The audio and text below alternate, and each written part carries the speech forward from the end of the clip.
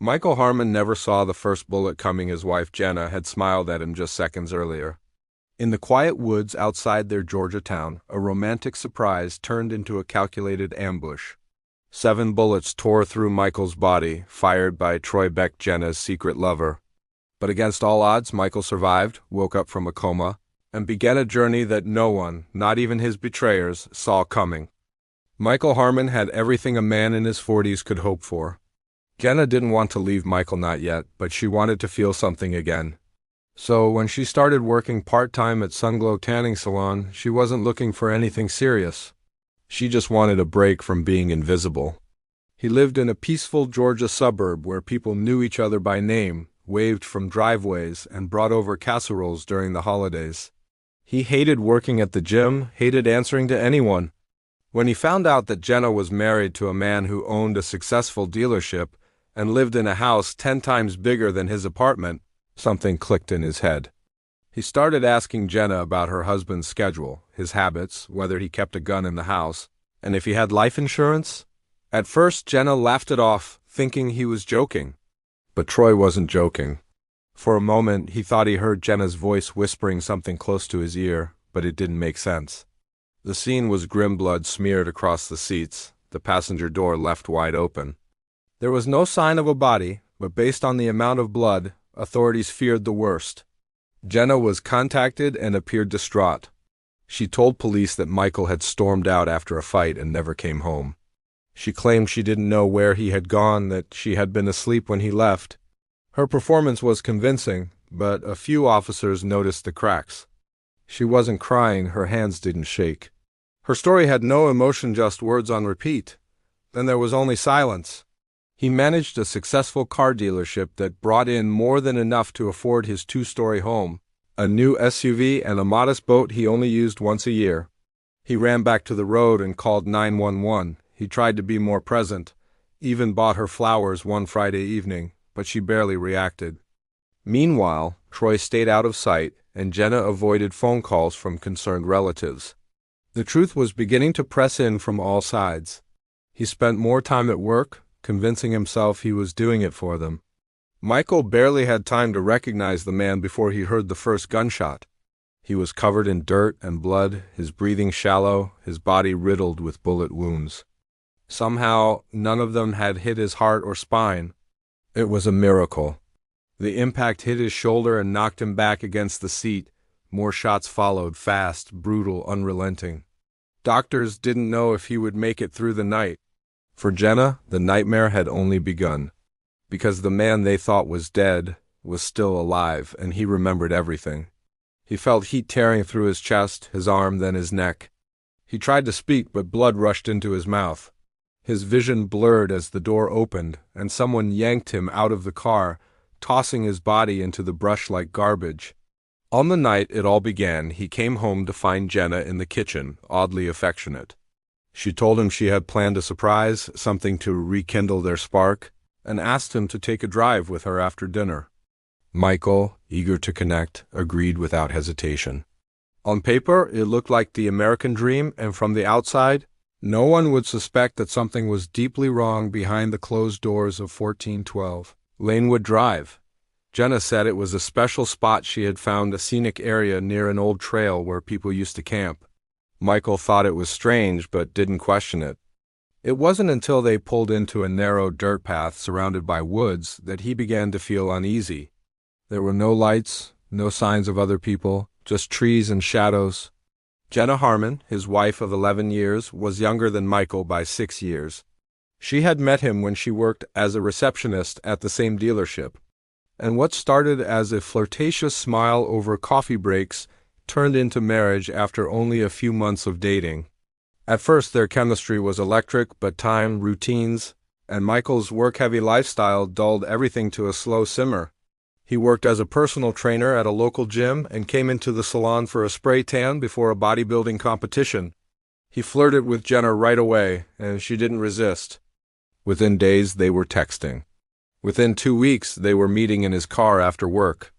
The excitement of sneaking around made Jenna feel alive in a way she hadn't in years. She didn't think about consequences. and she never imagined that things would go beyond secret hotel rooms and passionate messages. But Troy had his own motivations. He would come home late, barely kiss her, eat dinner in silence, and fall asleep in front of the TV. Their marriage had turned into something cold and predictable, and Michael, consumed with keeping his business running smoothly, didn't notice how far they drifted apart. Jenna felt forgotten. Her friends were either married with kids or divorced and thriving on dating apps. That's where she met Troy Beck. Troy was the opposite of Michael. He was 28, muscular, tanned, loud, and impulsive. Troy had grown up hard. No father, a mother who cycled through boyfriends, and a constant hunger to be seen. Meanwhile, Michael remained unaware. He noticed Jenna was more distant, but he chalked it up to the usual midlife stress. They drove for nearly an hour out of town. Before he could ask what they were doing, a figure stepped out from behind a tree. Michael faded in and out of consciousness. He heard muffled voices, then footsteps moving away. The next morning, police responded to a call about an abandoned vehicle on the edge of the woods. News of Michael's disappearance spread quickly. The dealership closed for the first time in years. Family, co-workers, and friends organized search parties. 24 hours after the discovery of the car, a jogger passing through a dry ravine spotted something in the brush, something that looked like a body. When paramedics arrived, they found Michael barely clinging to life. He was airlifted to the nearest trauma center and taken straight into emergency surgery. Michael's survival sent shockwaves through the quiet Georgia town. The man who had been declared as good as dead was now clinging to life in the ICU, barely breathing but alive. Initially, they had treated his case as a missing persons report. But the blood in the car and now the attempted murder changed everything. Detectives began piecing together the timeline of Michael's disappearance. His phone, wallet, and watch had been taken. Investigators recovered phone records that showed hundreds of calls and messages between her and Troy in the weeks leading up to the attack. The answer came when they dug into the couple's finances. Michael had a $750,000 life insurance policy with Jenna listed as the sole beneficiary. He had updated it just a year prior after a minor surgery. Jenna had everything to gain from his death. The cheating, combined with the money, painted a clear picture. This wasn't random, it was planned.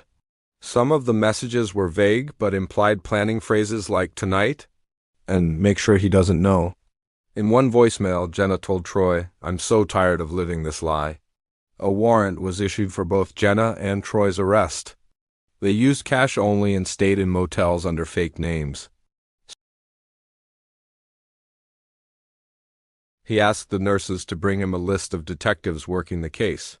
He asked about Jenna daily, where she was, whether she had been caught, if there was any new information. Every time they said no, he grew more withdrawn. A motel clerk in Mississippi remembered a couple fitting their description. A bus driver in Texas said they got off at an isolated rest stop in the middle of the night. Survival was no longer enough. He didn't just want to see them caught. But when they arrived at her house, Jenna was gone. He had tubes in his chest, metal in his legs, and pain that made him cry silently into his pillow. But he refused to give up. The thought of Jenna's betrayal kept him awake at night. He replayed her final look, calm, emotionless, as he bled out. That image haunted him more than the bullets. Her car was still in the driveway, but the garage was empty. Neighbors reported seeing her pack suitcases into a rented vehicle the night before. Some painted Michael as a survivor. Others speculated about deeper motives, but Michael stayed quiet. He had more in mind than just telling his side of the story. Surveillance from a gas station showed Jenna and Troy buying snacks, water, and gas cans. They were on the run. Brain scans showed activity, but it was too soon to tell how much he'd remember. His throat was raw from intubation, and his body was weak. The nurses gave him a notepad. With trembling hands, he scribbled one word, "Jenna." Then, on the 12th day, a nurse noticed movement in his fingers. Hours later, his eyes fluttered open. He didn't speak at first, just stared at the ceiling. He remembered the dirt road, the sudden stop, the figure stepping out from the trees. He remembered the cold metal of the gun and the rapid fire of shots. He remembered her face just before he blacked out. She didn't scream, she didn't cry, she just watched. But when asked to blink if he understood, he blinked twice. It was the breakthrough they'd been waiting for. That was all prosecutors needed to begin looking at both of them as prime suspects. There were no tire tracks at the scene and no witnesses. But now they had a living victim who, if he woke up, could tell them who did this. His body was broken. 7 bullets had ripped through him, leaving shattered bones, ruptured muscles, and punctured organs. But beneath her reaction, there was a flicker of fear. Her story was falling apart. She had told them Michael left the house alone, angry. But Michael's car was found far from town, in a wooded area with no streetlights and no reason for him to be there. Surveillance from a nearby gas station just an hour before the shooting showed Michael pumping gas. He wasn't alone. There was a man in the passenger seat, partially obscured, but the footage revealed a tattoo peeking from under his sleeve. Surgeons worked around the clock, performing multiple operations just to keep him stable. He was placed in a medically induced coma to manage the pain and reduce the strain on his brain. Family gathered at the hospital, whispering prayers, while news stations outside reported the miraculous story of a man found alive after a brutal shooting. As Michael lay unconscious, law enforcement ramped up their investigation. Jenna stayed surprisingly calm when officers came to inform her. She looked shocked, even gasped for effect. That man was later identified as Troy Beck. Jenna had tried to be cautious. She deleted texts, erased call logs, and even uninstalled messaging apps from her phone. But the digital footprint remained. What puzzled detectives most was motive. If Jenna and Troy were having an affair, why not just leave Michael? Why resort to violence? But none of that mattered until Michael could wake up and confirm it. Days passed, then a week. His body fought to heal, but the coma kept him trapped. Doctors remained cautious. When detectives entered his room days later, Michael was alert but still unable to talk. The detective asked him again, "Who did this?" He wrote, "She knew. She brought me there." Michael's memory came back in fragments but was sharp enough to piece together the ambush. He remembered Jenna asking him to take a drive. The information was enough for detectives to move forward. The manhunt stretched across state lines. Authorities issued BOLO alerts. They tracked ATM withdrawals and cell tower pings. Jenna and Troy had ditched their phones shortly after leaving town. Back in Georgia, Michael was moved from the ICU to a recovery ward. As weeks passed, Michael began physical therapy. Doctors said he might never walk properly again. But his focus wasn't on walking, it was on justice. The media picked up the story and ran headlines calling it the miracle husband case. Because as the days turned into weeks and Jenna remained missing, something inside Michael began to change. And that meant he had work to do. 3 months after the attack, Michael was walking again with help. Metal rods supported his legs, and deep scars ran across his chest and neck, silent reminders of what had been done to him. The doctors called it a miracle that he could even stand, let alone take steps. Despite a multi-state manhunt and the involvement of federal authorities, there was no confirmed sighting since the blurry gas station footage in Louisiana. It was like they had disappeared into the earth. But Michael didn't believe that. He knew Jenna. She wasn't a mastermind. He signed the discharge forms himself, telling staff he would follow up with outpatient care closer to family. No farewell calls, no social media activity. His house had been sold through a lawyer. The dealership was being managed by his assistant manager. He didn't want Jenna and Troy behind bars, sharing stories about the man they tried to kill. He wanted something else, something they would never forget. A handwritten note in Jenna's purse that he'd found weeks earlier while retrieving his personal items. He visited pawn shops, bus terminals, roadside diners, anywhere that people running from something might pass through. Then, in a dusty town in New Mexico, he got a break. At night, he wrote in a small notebook, tracking their possible movements, trying to predict where they might go next. He called no one. He answered to no one. He had become a man with one mission, and it consumed him. It was a receipt from a pawn shop in Amarillo, Texas, dated 3 days after the attack. Troy stepped outside, shirtless, smoking a cigarette. Jenna followed a few minutes later, wearing sunglasses and a hoodie despite the heat. When they left to get supplies, when they slept, how often they checked their surroundings. On the third night, he made his move. They looked different, thinner, worn down, paranoid, but it was them. There was no mistake. The name on it was fake, but the signature matched Jenna's handwriting. Michael overpowered Troy first, hitting him with a heavy flashlight and zip-tying his hands. Then he pressed play on a looped video. It was footage of himself in the hospital, tubes down his throat, his body wrapped in bandages, beeping monitors surrounding him. The same clip played over and over. He placed water and granola bars nearby. He didn't beat them. He didn't scream. He didn't resist arrest. When asked why he did it, he simply said, because they needed to understand. Jenna tried to run, but he caught her by the wrist and tied her to a chair. No words. No yelling, just silence and control. She had pawned a gold bracelet, one that Michael had bought her on their 5th anniversary. That single mistake told him everything. He approached the cabin silently, careful not to trigger the motion lights. The front door was locked, but the back window was cracked, just enough for him to pry it open. He stepped inside, unnoticed, and waited in the shadows. Hours passed. Then, as the sun began to rise, he struck. Both were alive. And so was the man who had hunted them. They were low on money, and they were moving west. He had vanished. He didn't mention that he hadn't spoken to his family in weeks. He didn't tell anyone he'd emptied his bank account the day before. The man had tattoos, and the woman seemed nervous, looking over her shoulder. The area was remote cactus, sand, and endless horizon. Then, down a long, unmarked trail, he spotted a small house. It looked abandoned from afar, shutters closed, no visible movement. But the SUV parked behind it matched the vehicle from the gas station receipt Michael had found. They'd bought a gas can and several energy bars. The security camera had already overwritten the footage, but the clerk remembered the direction they drove off north, toward a remote desert area known for seasonal cabins and off-grid living. He also didn't mention the storage unit he'd rented 2 days prior, where he had stockpiled cash, a burner phone, and clothes bought under a fake name. She was impulsive and messy. She would make mistakes. Troy, on the other hand, was reckless. He wouldn't stay hidden forever. Michael figured it was only a matter of time before one of them slipped up. But no one knew what really fueled his recovery. It wasn't just survival, it wasn't just luck, it was purpose. Every painful movement, every frustrating moment relearning how to function, was driven by one thought. They're still out there. His body ached constantly, and simple movements felt like punishments. He no longer looked like the clean-cut dealership manager everyone once knew.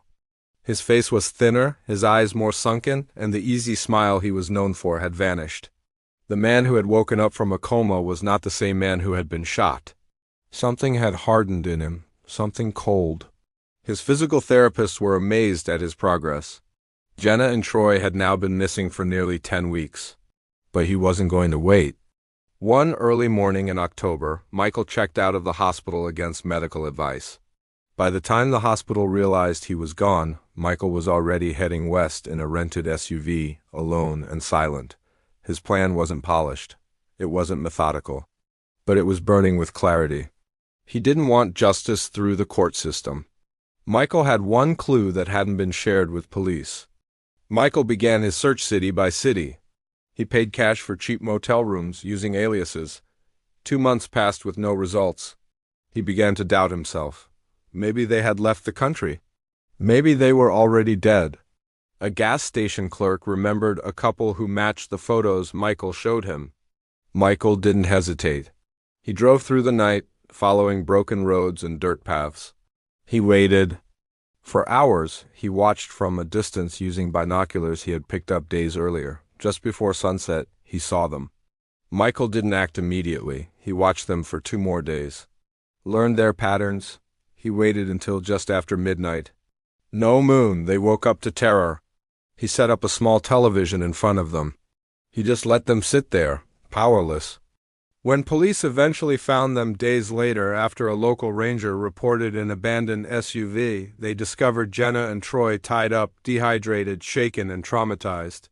Michael was picked up 2 towns away, sitting in a quiet diner, sipping black coffee.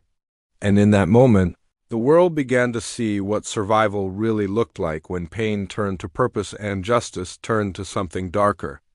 Michael sat in the cold metal chair of an interrogation room, the walls closing in around him, the air thick with silence. His hands rested calmly on the table, still bruised from the journey he had taken, but steady. He wasn't the image of a criminal, no rage in his eyes, no panic in his posture. He looked like a man who had completed something he set out to do, something he believed was necessary. The detectives on the other side of the glass couldn't decide what disturbed them more, what he had done or how peacefully he wore it.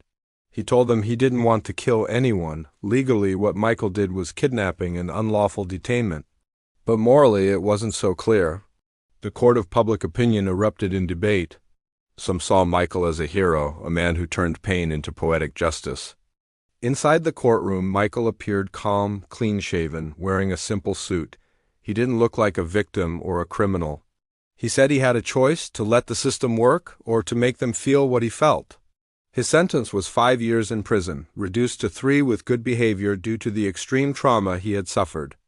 Both would be eligible for parole after serving a portion of their time, but their reputations were destroyed. The community that once respected Jenna now saw her as a liar and a coward. Friends turned away. Family members refused contact. The quiet life they had tried to build in hiding was now gone forever. Others said he was writing a book, quietly chronicling his ordeal, but no one knew for sure.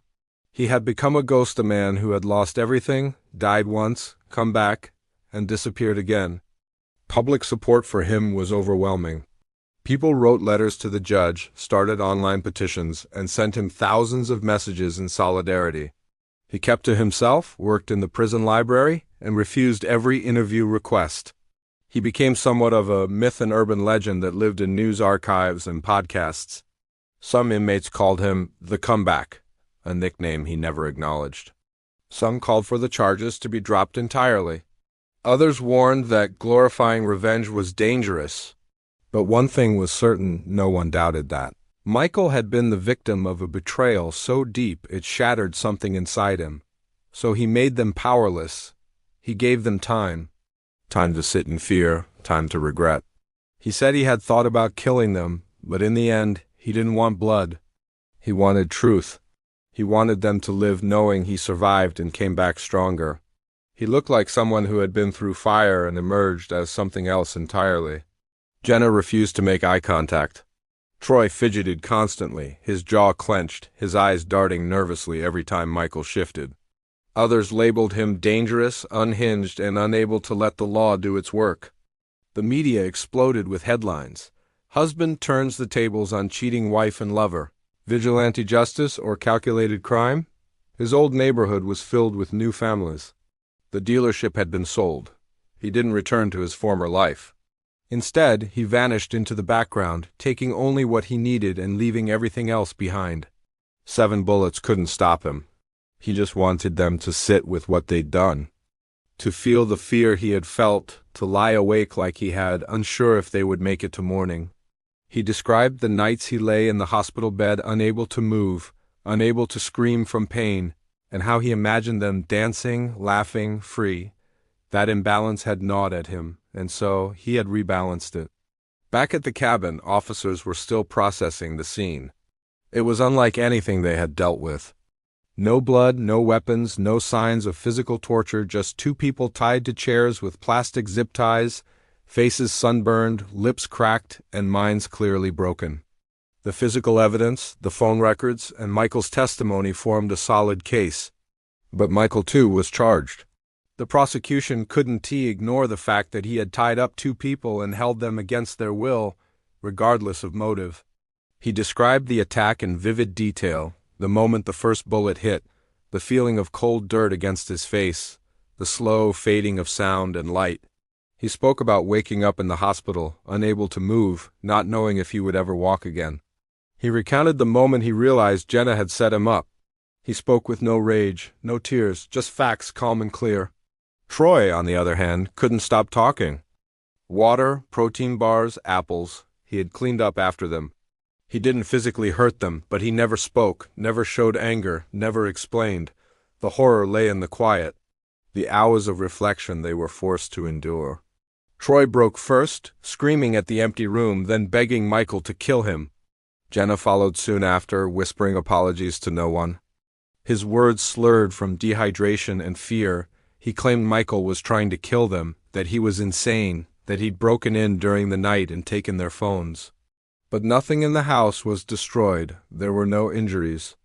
No weapons pointed at them, just silence, surveillance, and dread. The television was still playing the looped footage of Michael's hospital bed. In the corner of the cabin, a notebook lay open with times and observations neatly written down.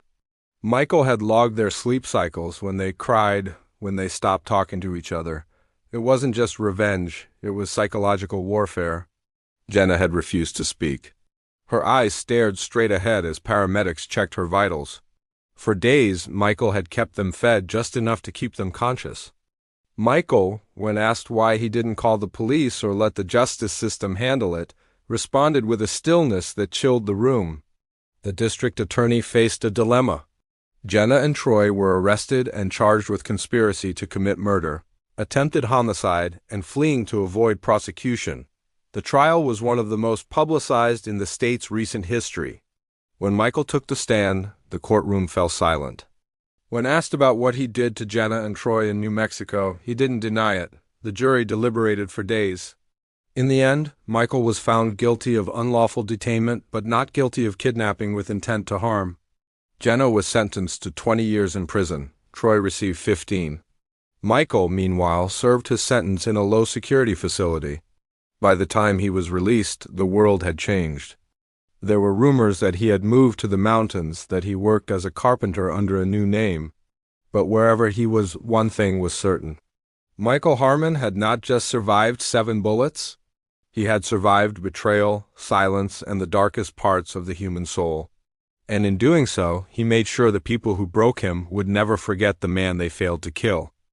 A soft wind rustled through the tall pines of a remote mountain range, miles away from city noise or memory.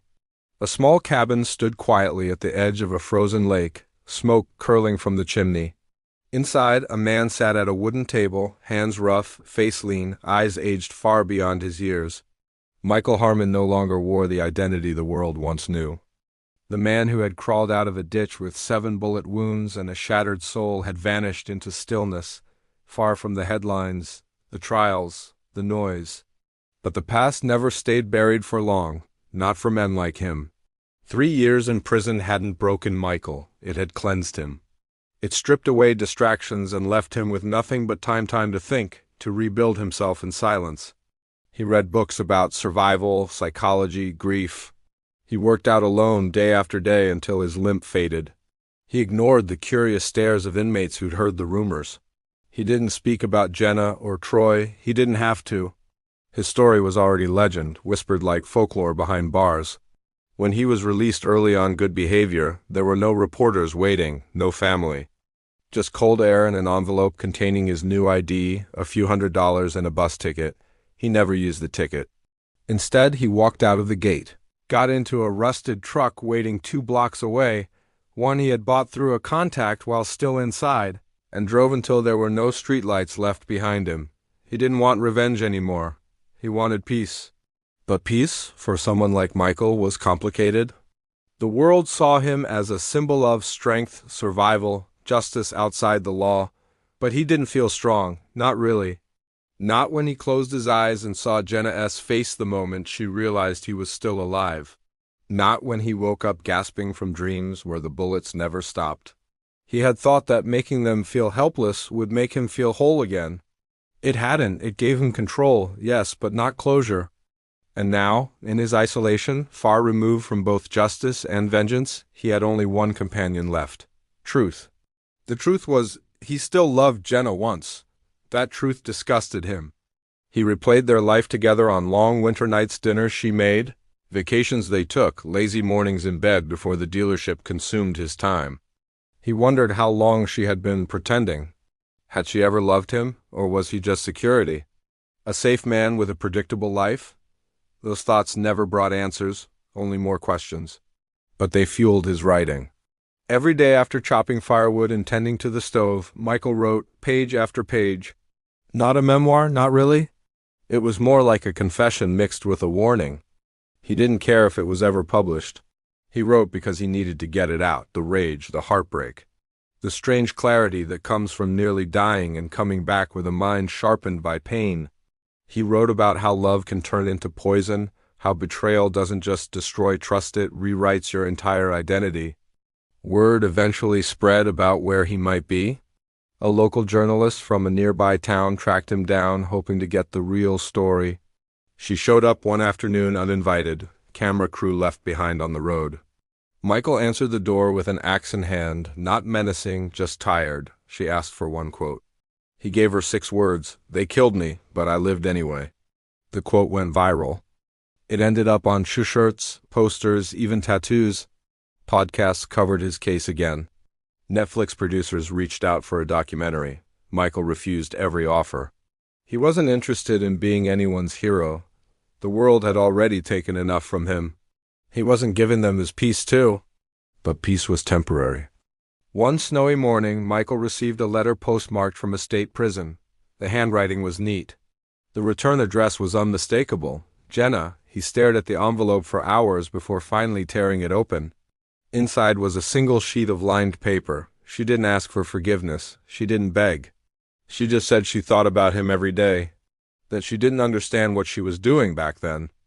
That she had wanted to escape her own life more than she had wanted him gone. That she was sorry. That she still dreamed about the woods, the gun, the sound of his body hitting the ground. The letter ended with a sentence that chilled him. You still the strongest man I've ever known, and I'm still the weakest woman you ever trusted. He burned the letter without replying. But her words lingered, especially that last one. Trusted. Trust. That word had become foreign to him. He didn't trust people anymore. Not kindness, not love, not even silence. He trusted one thing, his instincts. The same instincts that helped him survive the woods. The same ones that told him something wasn't tea right when she asked him to drive that night. And now, those instincts warned him that peace was a fragile illusion, because some ghosts never rest. Michael kept writing. He finished his manuscript. He called it 7 Seconds, named after the gap between each gunshot that night. 7 seconds where he saw his whole life fall apart in slow motion. He didn't send it to a publisher. He left a single printed copy in a fireproof box beneath the floorboards of his cabin, just in case anyone ever needed to understand who he really was. One afternoon, while walking along the frozen edge of the lake, he spotted footprints, fresh, not his, not animal, boots, heavy, leading toward the tree line. He followed them for a while, stopping at a clearing where he found nothing, just quiet woods and untouched snow. But the feeling settled in his bones. Someone had come looking. He returned to his cabin, sat at the table, and pulled out a clean page. At the top he wrote, "If you're reading this, I'm probably gone." Then he paused, smiled faintly, and crossed out the last part. He wrote again, "If you're reading this, I survived again." Because no matter who came, no matter what waited around the next corner, Michael Harmon had already lived through the worst thing a man could face. Being betrayed by the person he loved the most and left for dead by someone he never saw coming. He had felt death's breath. He had walked through fire. And when it was over, he stood back up, not for revenge, not for redemption, but because even broken men deserve a chance to rebuild themselves, one scar at a time.